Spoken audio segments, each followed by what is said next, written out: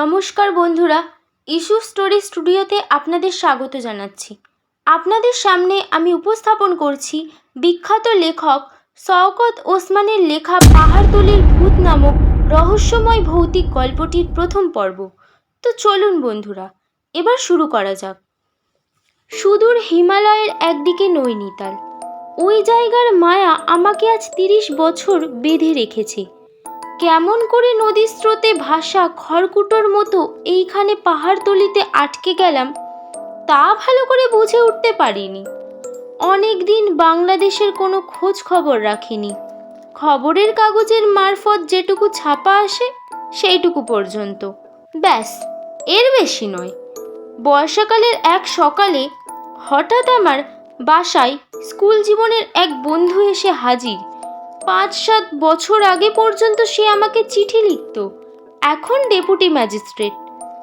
তারপর তারও কোনো খবর রাখিনি। আজ তাকে সশরীরে দেখে আনন্দে উৎফুল্ল হয়ে উঠলুম। এমন অসময়ে? চুপ কর, ছুটি কাটাতে এসেছি। আজ 7-8টা বছর একটা চিঠি পর্যন্ত লিখিসনি। একটু ঘাবড়ে গেলুম। তুই কি লিখেছিলি? সেদিকে আমার দোষ নেই, বুঝলি। আমার চিঠির উত্তর না পেলে আমি উত্তর দেব কেন? আমার বন্ধুর নাম মোস্তাক। অভিমান তার সত্যি সঙ্গত। আমিই তাকে চিঠির উত্তর দিইনি। কুলির কাছ থেকে মালপত্র বুঝে নে, রাগ বাজে কথা। সারা রাত ট্রেনে ঘুম হয়নি। কিছু খাওয়া আর ঘুমোবার ব্যবস্থা কর। সব ব্যবস্থা করে দিচ্ছি। খুব খুশি হলুম অনেক বছর পরে আজ বাংলা বলতে পেরে। হিন্দি আর পাহাড়ি ভাষায় জাবর কেটে রুটি আর গোসত খেয়ে আমার বাঙালি ছাটকাট কিছুই নেই।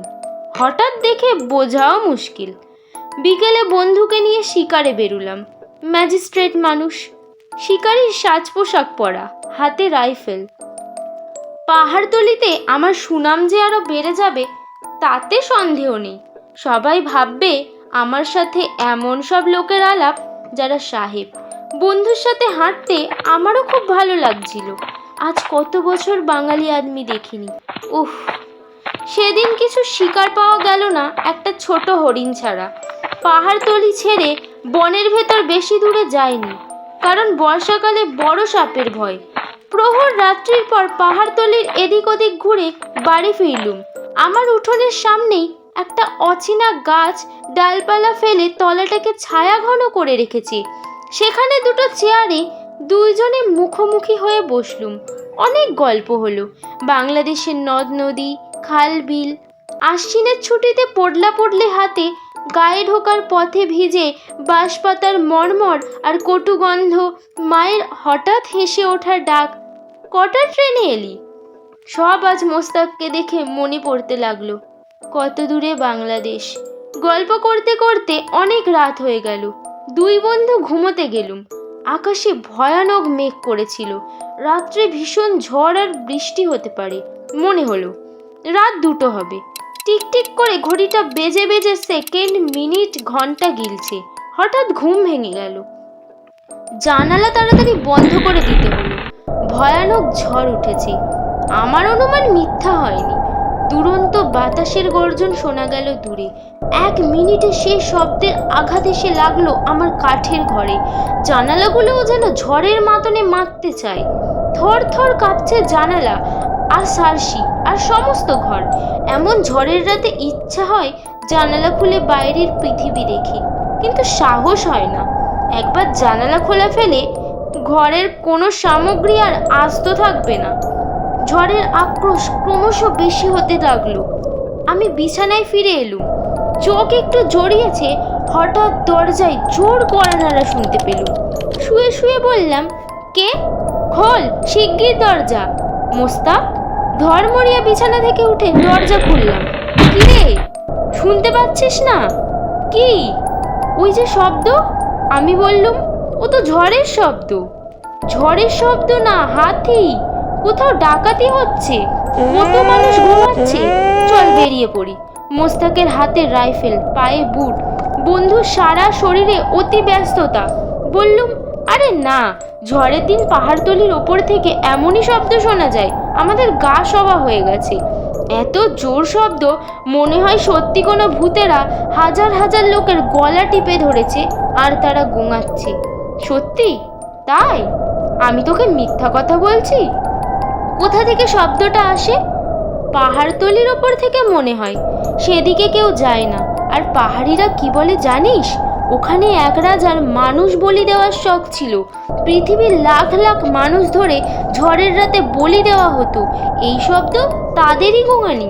বর্ষা রাতে এখনো তাদের প্রেতেরা চিৎকার করে। পাহাড়তলির ওই দিকে কেউ যায় না, ভয়ে যায় না। আর শব্দটা কিসের হয় তাও ভালো করে জানা যায়নি।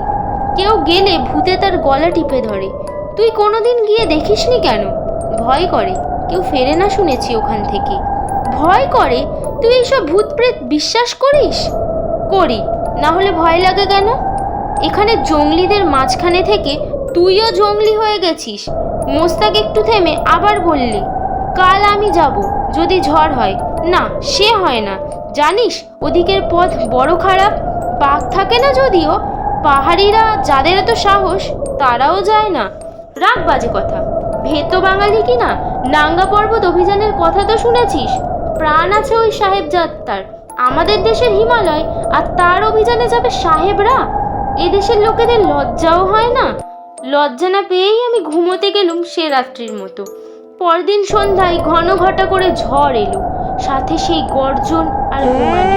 মোস্তাক আর আমি ঘরের বারান্দায় বসে আছি। তার সাথে অনেক তর্ক চলছিল ভূত আর প্রেত নিয়ে। সেই নাছোড়বান্দা আজ সে পাহাড়তলির ওপারে যাবেই আর প্রমাণ করবে কোনো বিশেষ কারণের জন্য নয়। এই গোঙানির শব্দ ভেসে আসছে, ভূতের গোঙানি নয়। তাকে অনেক বারণ করলুম, নানা অজুহাত দেখালুম। এদেশের জঙ্গলিরা পর্যন্ত ওই দিকে যেতে ভয় করে। বন্ধু বললে, আমি তো জঙ্গলি নই, তুই আমার সাথে চল। ক মাইল উতরাই পার হয়ে যেতে হবে, বেশি দূর নয়, 1.5 মাইল। কতক্ষণ আর লাগবে? ভেতো বাঙালি কি না, তাই এত ভয়। লজ্জা হয় না? আজ সত্যি লজ্জা পেলুম। কথা মতো তৈরি হতে হলো আমাকে। পায়ে পুরনো বুট জোড়া লাগালুম, গায়ে খাকি শার্ট আর ওয়াটারপ্রুফটা নিতে হলো যদি বৃষ্টি আসে। বন্ধুর সেই বেশ, দুজনের হাতেই রাইফেল। তাড়াতাড়ি কোনো রকমে খাওয়া সেরে বেরিয়ে পড়লুম। মাত্র 1.5 মাইলের পথ পাহাড়তলি, তারপরে ঘন বনে ভরা উথরাই সরু পথ। এই 1.5 মাইল পথ হাঁটতে অবশ্যই কোনো ভয় নেই, কারণ চারিদিকে জঙ্গলিদের বস্তি। সকলেই আমাকে চেনে, বিপদে আপদে ডাকলেই সাড়া পাওয়া যাবে। তারপরেই কিন্তু বসতিহীন ঘন অরণ্য, পাহাড় আর পাহাড়, তার বুকে সরু পথ রেখা। পথ চলছে পদে পদে বিপদ। বাড়ি ছেড়ে মাত্র কয়েক পায়ে গিয়েছি, ঝমঝম করে বৃষ্টি এলো। তাড়াতাড়ি ওয়াটারপ্রুফ গায়ে দিলুম। আমি আগে আগে চলেছি, হাতে বড় লণ্ঠন, বেশ উজ্জ্বল আলো। চারিদিকে বৃষ্টির ফোঁটা ঝরঝর করছে আর ছিটকে পড়ছে লণ্ঠনের কাছে। একটা লণ্ঠন নেওয়া অন্যায় হয়েছে। একজনের পথ চলার জন্য বিশেষ সুবিধে, আমরা দুজন। এ তো বাংলাদেশের মাটির পথ নয়, এখানে পদে পদে খাদ খুন্দল। পা একটু এদিক ওদিক হলেও আর রক্ষে নেই, একদম খাদে। পাহাড়ের ধারগুলো জায়গায় জায়গায় তীরের ফলার মতো উঁচিয়ে রয়েছে। বুট না হলে পা ছিঁড়ে রক্ত বেরোতো। অদৃষ্ট নিতান্ত মন্দ প্রথমেই বুঝেছিলাম, না হলে হঠাৎ এমন বৃষ্টি নামবে কেন? প্রায় 1 মাইল গিয়েছি, এমন সময় বন্ধুর কানে একটা শব্দ গেল।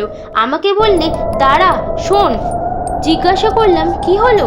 বলল, ওই যে কিসের আওয়াজে, বাজনার মনে হচ্ছে। বৃষ্টি ঝরঝর গান আর পাহাড়ের বাতাসের চিৎকার দুই ভেদ করে আমারও কানে এলো অদ্ভুত বাজনার শব্দ।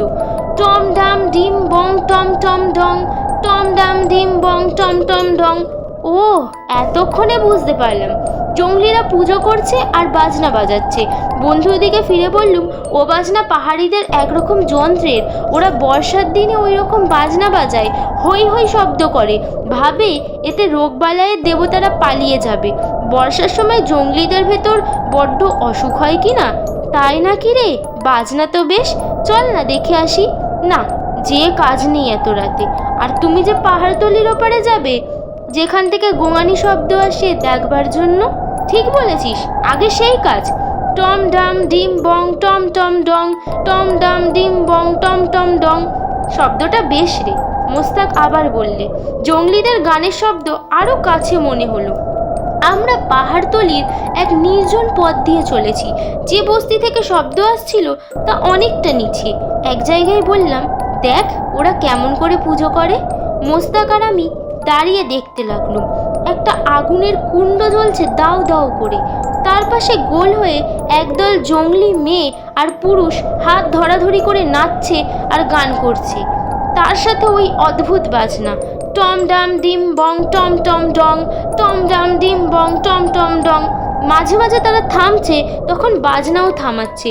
এই ফাঁকে তারা আগুনে কি যেন ছুঁড়ে ফেলছে, তারপর আবার তালে তালে নাচছে। বেশ মজার ব্যাপার। মোস্তাকি বললে, চল, এখানে দাঁড়ানো আর চলে না, ফিরতে কত রাত হবে কে জানে। দুই বন্ধু এগিয়ে চললুম। টম ডাম ডিম বং টম টম ডং, সুর ক্রমশ মিলিয়ে যেতে লাগলো। শেষে আর কিছু শোনা গেল না। আমরা জঙ্গলিদের বস্তি ছাড়িয়ে বহুদূর এসেছি বুঝতে পারলাম। এদিকে পথঘাট আমার চেনা নয়, কিন্তু জঙ্গলিদের মুখে শুনেছিলুম পথ বেশ ভালোই, তবে ও পথে কেউ যায় না। যখন তখন যাওয়া উচিত নয় কারো।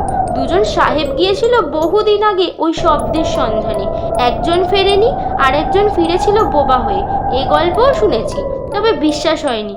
কিছু দূর হেঁটে ভালোই লাগলো, কারণ পথ খুব খারাপ নয়। মাথার উপর বৃষ্টি পড়ছে, তবে বেশি ঠান্ডা লাগছে না, তাই পথ হাঁটছিলুম বেশ স্বাচ্ছন্দ্যে। কিন্তু বেশি দূরে এই আরাম সইল না আমার ভাগ্যে। বিঘে 10 পথ পার হওয়ার পর বড় বিপদে পড়লাম পথ নিয়ে। পথ অত্যন্ত সরু আর বুনো কাটা গাছে ভরা। গায়ে ওয়াটারপ্রুফ ছিল বলে সে যাত্রা রক্ষা, নচে তার এগিয়ে যেতে হতো না, কিন্তু খুব সাবধানে চলতে হয়। লণ্ঠনের আলো এখানে বেশি দূর পৌঁছয় না। চারিদিকে পাহাড়ের দেওয়ালে আলো আটকে যায়। মোস্তাককে কয়েকবার বারণ করলুম, তার বাড়াবাড়ি জিদে আমি সত্যি ব্যথিত হলুম। এই কাঁটা গাছের জুলুম আমাদের বেশিক্ষণ সহ্য করতে হলো না। একটু উতরাই পেরিয়ে আবার যেখানে পৌঁছিলুম, সেখানকার ভূমি সমতল, শাল আর নানা বনজ গাছে ভরা। তারই তলা দিয়ে পাহাড়িয়া পথ এঁকে বেঁকে দূরে এগিয়ে গেছে। পাশের দিকে একটা ছোট ঝর্ণা। ঝর্ণা পার হয়ে তবে পথে রেখায় উঠতে হয়। লণ্ঠনের আলোয় ঝর্ণার তলা পর্যন্ত দেখা যাচ্ছিল। মোস্তাক বললে, হ্যাঁ পানি বটে, এমন না হলে পানি। স্রোতে কিন্তু আমার পা ঠিক রাখতে পারছিলুম না, আর তলার কাঁকড় সে অসুবিধা আরও বাড়িয়ে দিচ্ছিল। ঝর্ণাটা হাত পাঁচেক চওড়া, তার বেশি হবে না। ওপারে পৌঁছতে মোস্তাক বললে, তোর বুটের ওপর কি যেন বের দিচ্ছে দেখ। লণ্ঠনের আলোতে দেখলুম সরু লিকলিকে এক নীল সাপ। সাপ সাপ সাপ মোস্তাক!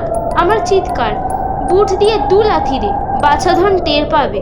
মোস্তাকের কথা মতো করলুম। বুটের 2টো লাথিতে সাপটা নেতিয়ে পড়ল। লণ্ঠনের আলোয় দেখলুম কি সুন্দর সাপ। হাত 2 হবে, সরু নীল, সারা গায়ে সিঁদুরের দাগ, ফুটফুট দাগ মাথায়। বুটের আঘাতে জিভ বেরিয়ে পড়েছিল, জিভটা রক্তের মতো লাল। আচ্ছা, এ সাপের বিষ আছে? মোস্তাক জিজ্ঞেস করলি। বিষ নেই? কি বলিস? জংলি সাপ, এক কামড়ে ভবনদী পার। একদম ভবনদী পার, অক্কা।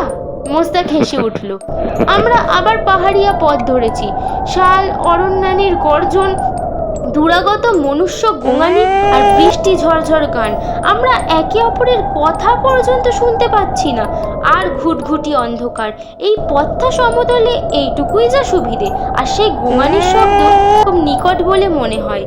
এখানেই শেষ হলো গল্পটির প্রথম পর্ব। গল্পটি ভালো লেগে থাকলে লাইক এবং শেয়ার করুন। গল্পটির দ্বিতীয় পর্বটি শুনতে হলে চ্যানেলটিকে অবশ্যই সাবস্ক্রাইব করুন এবং নিজের মতামত কমেন্ট সেকশনে জানাতে একেবারেই ভুলবেন না।